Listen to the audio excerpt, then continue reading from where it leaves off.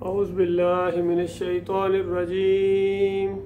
बिस्मिल्लाहिर रहमानिर रहीम।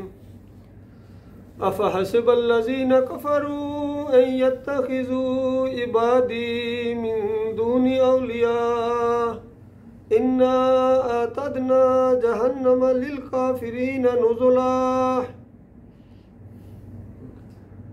ये सूरह अल-कहफ़ की एक आयत है और ये आखिरी रुकू गोया इस सूरह का खुलासा है। और इस सिलसिले में अब ये आखिरी दर्स है इस सूरह के हवाले से। पहले दो दर्स आपके सामने ईमान अकीदे के हवाले से आ चुके हैं और ये जो रुकू है, ये जो मज़मून है, न सिर्फ सूरह अल-कहफ़ का बल्कि पूरे कुरान का खुलासा है। इससे आप इसकी अहमियत का अंदाज़ा लगाएं। तमाम अंबिया की दावत का निचोड़ है और ये कुरान, ये मौजज़ा है।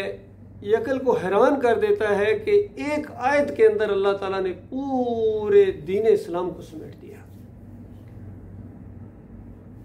पहले रुकू के अंदर भी आपने अस्हाबे कहफ़ के वाक़या के हवाले से वो बातें आपने सुनी थी कि वो चंद नौजवान थे, अल्लाह के ऊपर ईमान ले आए। कोई किताब भी उनके सामने नहीं थी, कोई नबी भी नहीं था, लेकिन ज़मीन व आसमान के निज़ाम के ऊपर गौर करके वो पुकार उठे कि हमारा मालिक कायनात का मालिक है, पूरी दुनिया का खालिक है, हम उसको छोड़कर हम किसी और को नहीं पुकारेंगे।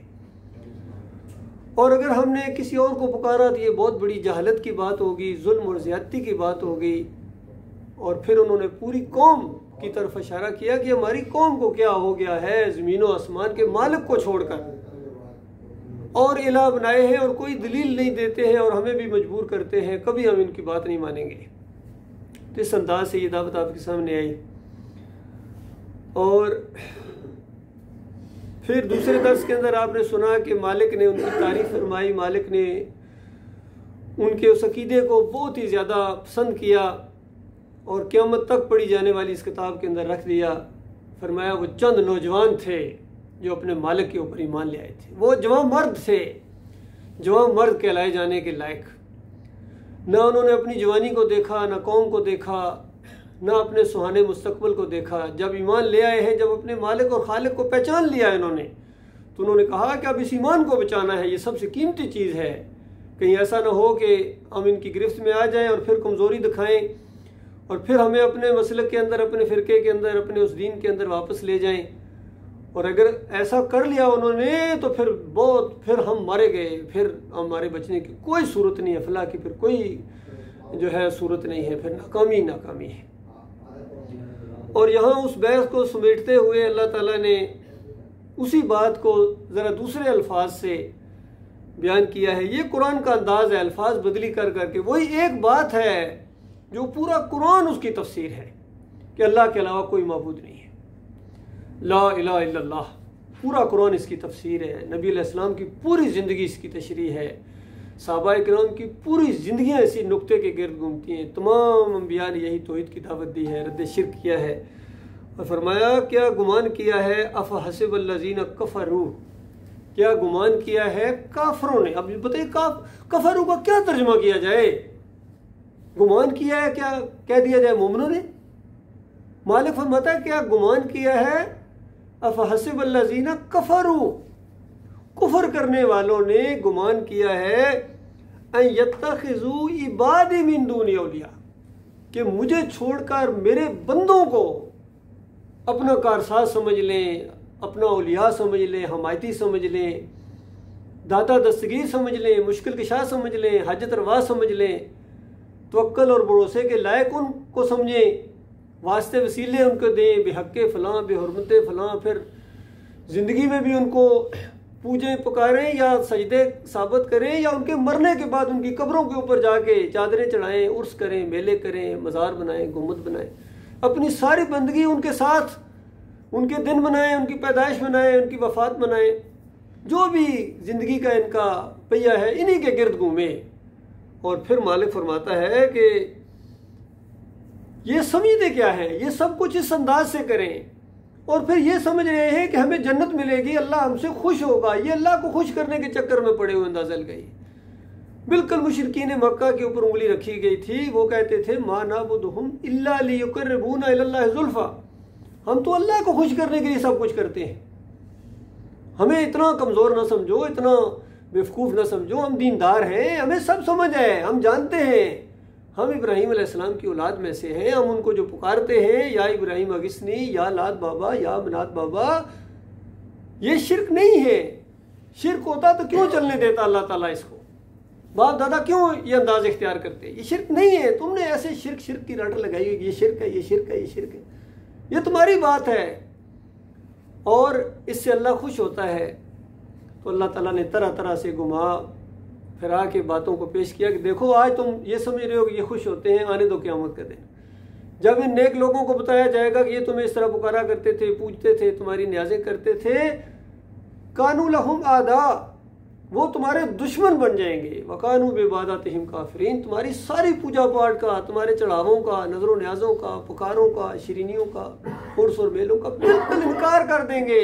ना सिर्फ इनकार करेंगे बल्कि तुम्हारे दुश्मन बन जाएंगे, क्योंकि वो दुनिया में भी ऐसे लोगों के साथ दुश्मनी रखते थे, जंगें लड़ते रहे हैं ऐसे लोगों के साथ जो अल्लाह के अलावा किसी और को पुकारें, किसी और की नजरों न्याज करें।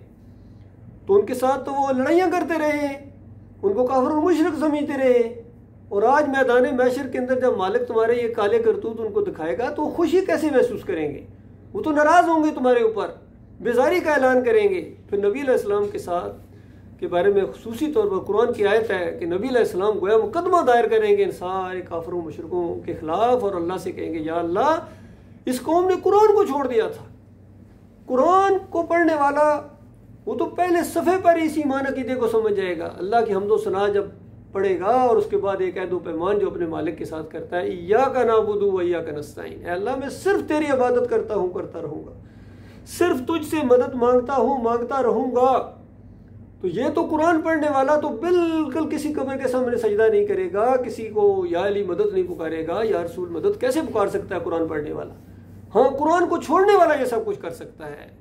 लेकिन इन फरेबकारों की फरेबकारी ऐसी है कि शिरक भी जारी है इनका और समझते कुरान भी कायम है, इनका कलमा भी कायम है, उनकी तौहीद भी कायम है। ना इस्लाम बिगड़े ना ईमान जाए, जो किसी ने कहा था। जो मर्जी करें, चादरें चढ़ाएं, उर्स करें, मेले करें, पीरों की पिंडलियां दबाएं, इमाम दामन बांधे, तावीज़ गंडा पहने, जमहूरियत के मुशरिकाना इस सिस्टम को रवाज दें, इसका हिस्सा बने, इसको तक़वियत दें, और फिर अभी तक तौहीद इनकी कायम है, इय्याका नअबुदु व इय्याका नस्तईन गोया कायम है। तो इस अंदाज से जब वो मुकदमा इनके ऊपर कायम किया जाएगा और गवाहियाँ देने वाले गवाहियाँ देंगे, तो उस वक्त इनके होश ठिकाने आ जाएंगे, चीखेंगे, चिल्लाएंगे और मालिक के सामने फरियादें करेंगे कि मालिक एक मरतबा हमें दुनिया में भेज दे। अब हम बिल्कुल समझ गए, सारे तफसीर समझ में आ गई है, सारी गर्दानें समझ में आ गई हैं ईमान की, अब हम ये करेंगे, फिर हमारी तौबा है, मालिक बस एक मौका दे दे। मालिक की तरफ से जवाब दिया जाएगा कि इतने तेज तराज ना बनो, कुछ याद करो, बड़ी जिंदगी दी थी, समझाने वाले भी आए थे, अल्लाह की आयत पढ़ पढ़ कर तुम्हें समझाते थे, मिसालें दे देकर समझाते थे, दोज़ख से डराते थे तुम्हें और बताते थे कि जन्नत से महरूम रह जाओगे। तुम्हें दुनिया में ईमान के लिए पैदा किया गया है, तौहीद के लिए पैदा किया गया, ईमान खालिस की आजमाइश है, इसके अंदर तुमने गद्दारी की है। बाकी तुम नमाजी भी रहे हो, रोजेदार भी हो, उम्रे और हज भी करते रहे हो, लेकिन साथ साथ शिरक भी करते रहे हो, तो तुम्हारे सारे अमाल बर्बाद कर दिए गए हैं। तो अब चीखो चला ना करो, अब पुकारो उनको जिनको पुकारा करते थे। अब तुम्हारे वो बड़े बड़े जिन्होंने शिरक की पटड़ी पर तुम्हें चढ़ाया, वो सारे यहाँ उल्टे लटके हुए हैं। वो पीर साहब हूँ या पीराने पीर हूँ, या मौलवी साहब हूँ, या तुम्हारे ये सियासी लीडर हूँ या अस्करी लीडर हूँ, जितने भी हैं जिन्होंने भी तुम्हें शिरक की रास्ते पर चढ़ाया, वो सारे यहाँ पकड़े हुए हैं। अब ना वो अपने आप को बचा सकते हैं, ना तुम्हें बचा सकते हैं। तो उसके बाद अब चखो मजे।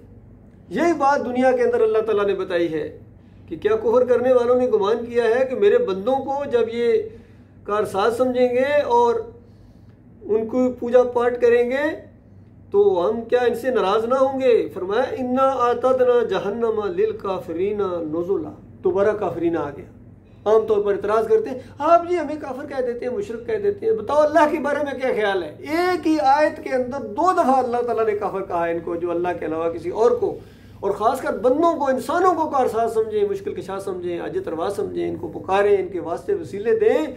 मालिक फरमाता है इन्ना जोर दिया, अरबी जानने वाले जानते हैं, यकीनन हमने, पक्की बात है, आतद ना, हमने तैयार करके रखा हुआ है जहन्नम लिल काफिरीन नुज़ुला, हम ऐसे काफरों के लिए हमने जहन्नम की उस आग को मेहमान नवाजी के तौर पर तैयार करके रखा हो। ये तंज़िया अंदाज है, मेहमान नवाजियाँ होंगी तुम्हारी हजरत साहब, यहाँ दुनिया में बड़े तुमने अपनी चौधराट दिखाई है, सरदारी दिखाई है, खान साहब थे, चौधरी साहब थे, बड़े वज़ीर आज़म थे, सदर थे, जनरल थे, तुम्हें ईमान की बात समझ में नहीं आती थी, तौहीद की बात तुम्हें बुरी लगती थी, तुम्हारे सामने जब ईमान की बात, ईमान खालिस की बात, ये तुम्हें नागवार गुजरती थी। जब अकेले अल्लाह की तरफ बुलाया जाता था, तौहीद की तरफ बुलाया जाता था, नबी अलैहिस्सलाम की सुन्नत की तरफ बुलाया जाता था कि सबसे बड़ी ये सुन्नत है तौहीद को मानना, इस पर कायम रहना, इसको फैलाना, इसकी खातर जीना, इसकी खातर मरना, ये सारा दीन जो था जिसकी बुनियाद तुमने उखेड़ दी थी।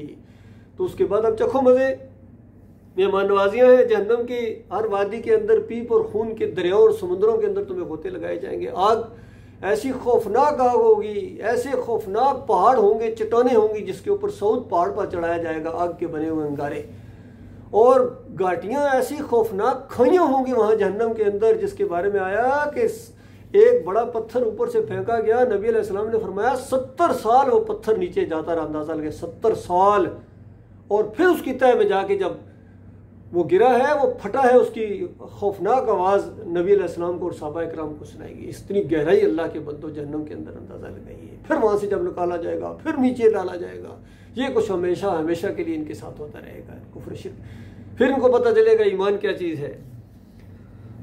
तो फिर इस आखिरी रुकू के अंदर वो बात भी फिर मालिक सामने लाया कि असल मसला ये है, इनको बताओ कि क्यों तुम्हें ईमान खालिस नहीं समझ आ रहा है। कुल हल नुनब्बिउकुम बिल अखसरीना आमाला, सबसे बड़ा खसारे वाला, सबसे बड़ा नुकसान उठाने वाला बेवकूफ़ क़यामत के दिन कौन निकलेगा? अल्लज़ीना ज़ल्ला सअयुहुम फ़िल हयातिद दुनिया, जिसकी सारी कोशिशें मेहनतें इसी दुनिया की खातर, वो बहुत ही ज़्यादा संजीदा था और आखिरत के बारे में बिल्कुल भूल गया था कि ये दिन भी एक दिन देखना है। वहुम यासबून अन्नहुम युहसिनून सुना, और वो ये समझते रहे कि हमारी ये सारी जितना ये तरीका है, ये कोशिशें हैं, ये बिल्कुल सही जा रहे हैं। फरमाया सही कहाँ? उलाइकल्लज़ीना कफ़रू, तीसरा फतवा आ गया। फरमाया ये वो लोग हैं जिन्होंने कुफ्र किया है बेआयात रब्बिहिम, अपने रब की आयात का, व लिक़ाइही, और उसकी मुलाकात इनको याद ना रही, झूठ समझते रहे। फ़हबितत अमालुहुम, अब इनके सारे माल वो बेकार कर दिए गए, ज़ाया कर दिए गए। फ़ला नुकीमु लहुम यौमल क़ियामति वज़ना, और क़यामत के दिन उनका कोई वज़न नहीं होगा, क्योंकि क़यामत के दिन अमाल का वज़न होगा ईमान के साथ, तौहीद के साथ। जिनके ईमान और अकीदे के अंदर तौहीद नहीं होगी, बाकी सब कुछ होगा, पहाड़ों जैसे अमाल लेके कायनात भर कर लेकर आए, लेकिन तौहीद के अंदर अगर मामूली शिरक भी लेकर आए, फरमाया नबी अलैहिस्सलाम ने युशरिक बिल्लाह शैउन, शैउन तो इंतहाई छोटी चीज़ को कहते हैं, शैउन दखल अन्नार, जिसकी मौत आई और शैउन शिरक के साथ आ गया, तौबा न की, तो वो आग के अंदर गोया दाखिल हो गया। बाकी या अली मदद, या रसूल मदद, या अब्दुल कादिर जिलानी मदद, ये 11वीं, ये 12वीं, 10 मुहर्रम के ये खीरें और ये नजराने, ये तो पहाड़ों से भी बड़े शिरक हैं। हजरत जी तावीज़ गंडा, इमाम जामन, घोड़े की पूजा, गाय की पूजा, मूर्ते की पूजा, गुम्मत की पूजा, ये तो बहुत बड़े बड़े शिरक हैं। मामूली शिरक में अगर लेकर आ गए अल्लाह के अलावा किसी और को, तुमने पूजा पुकारा या तवक्कुल और भरोसा किया, तो उसके बाद क़यामत के दिन तुम्हारे सारे अमाल बर्बाद कर दिए जाएंगे। ज़ालिका जज़ाउहुम जहन्नम बिमा कफरू, चौथा फतवा आ गया। अंदाज़ा लगाइए, चौथा 2 आयतें हैं, 4 दफ़ा अल्लाह ताला ने इनको काफिर कहा है। वत्तखज़ू आयाती व रुसुली हुज़ुआ, ये वो लोग हैं जिन्होंने मेरी आयात का इनकार कर दिया और बल्कि मजाक उड़ाया मेरी आयात का। अंदाज़ा लगाइए, तो बताइए इससे बड़ा कौन सा मजाक हो सकता है? रसूलों का मजाक उड़ाना, कुरानी आयात का मजाक उड़ाना, जो कुछ आपको ये शिर्क और कुफ्र नज़र आ रहा है, ये रसूलों का मजाक है। उर्स और मेले करना रसूलों का मजाक है, तावीज़ गंडा पहनना रसूलों का मजाक है, इमाम जामन पहनना, या अली मदद कहना, या रसूल मदद कहना, ये कुरान का इनकार है, नबियों का मजाक है। ये गोया ये कह रहे हैं कि नबी गोया ये करने आए थे, इस अंदाज से। तो ऐसों के लिए अल्लाह ताला ने बड़ा खौफनाक, और ये इनके अकाबरीन ने जितने भी हैं आज, जितने मसलक पाए जाते हैं, बरेलवी हूँ इनकी किताबें पढ़ो, इनके आला हज़रत के मलफूज़ात पढ़ो, मुहियुद्दीन चिश्ती के मकतूबात पढ़ो, मुजद्दद अल-अफ़सानी के खतूत पढ़ो, मौदूदी साहब की रसाइल मसाइल पढ़ो, डॉक्टर इसरार की इबादत अल वजूद के बयानात पढ़ो, और जितने ये इनके हैं आज लीडर हैं इनके बयानात सुनो। शिर्क के साथ इनका ऐसा मिलाप है, ऐसा इनके साथ है, शिर्क की गोली देते हैं उम्मत मुसलमान को। हर जगह उम्मत की पूजा हो रही है, इनके मज़ारों की पूजा हो रही है, और मसलकों की पूजा हो रही है, फ़िरकों की पूजा हो रही है, अपने अकाबरीन की पूजा कर रहे हैं, मौलवी और पीरों को अपना रब बना लिया, अल्लाह के मुकाबले में इनकी बातों को मानते हैं। ये बहुत बड़ा जुर्म है। जब तक मेरे भाइयों कुरान की दावत सामने नहीं आएगी, कोई मसला आपको ना समझ आएगा, ना उसका हल आपके सामने आएगा। सारे मसाइल का एक ही हल है कि ईमान की तरफ लौटो, कुफ्र शिर्क से तौबा करो, शौरी तौर पर तौबा करे, कौमी लेवल पर तौबा की जाए, और फिर वापस लौटो ईमान खालिस की तरफ। अल्लाह का लाख लाख शुक्र है, मालिक ने कुफ्र शिर्क के इस अंधेरे में इस ईमान की शमा को रोशन किया है, और मालिक ने गौर व फिक्र करने और इसको कबूल करने और फिर उसके ऊपर जम जाने की तौफीक अता फरमाई। ये सबसे बड़ा अल्लाह का एहसान है। मालिक से दुआ है, मालिक आखिरी सांस तक इस ईमान खालिस के साथ हम रहें, इसी की खातिर जिएँ और इसी की खातिर मरें, इसी की खातिर, इस ईमान की खातिर जीने का शौक़ है दिल के अंदर, अल्लाह जानता है। इसके अलावा कोई अगर ये चीज़ हमारी ज़िंदगी से निकाल दी जाए तो बिल्कुल इस दुनिया में एक लम्हा जीने को दिल नहीं करता है। और मरने का अगर जिया है तो इसी दीन की खातिर, ईमान की खातिर, तौहीद की खातिर। जब जान निकले तो ये शहादत की मौत होती है। बाकी अगर ये ईमान नहीं है तो फिर पूरी दुनिया आपको शहीद कहती रहे, पूरी दुनिया आपके ऊपर फूल चढ़ा दे, आपके जनाजे पड़े, वो जन्नत की खुशबू तक नहीं पा सकोगे अल्लाह के बंदे। ये बयान है कुरान का, ये हकीकत है, इसका साथ दिया जाए, ये सच है, और सच्चाई के साथ खड़ा हो जाए इंसान, सच का साथ दे। कल क़यामत के दिन ये सच्चाई सच्चों का साथ देगी। ये ईमान अगर यहाँ से लेकर गए फिर आपकी कामयाबी है, ऐसी कामयाबी कि अकल हैरान है, इतनी बड़ी बादशाही आपके हिस्से में आएगी। और अगर ये ईमान यहाँ से लेकर ना गए तो उसके बाद चीखोगे, चिल्लाओगे, वापस नहीं आ सकोगे। अल्लाह ताला इस खौफनाक अंजाम से अपनी पनाह में रखे। लिहाजा अस्तग़फिरुल्लाह ली व लकुम।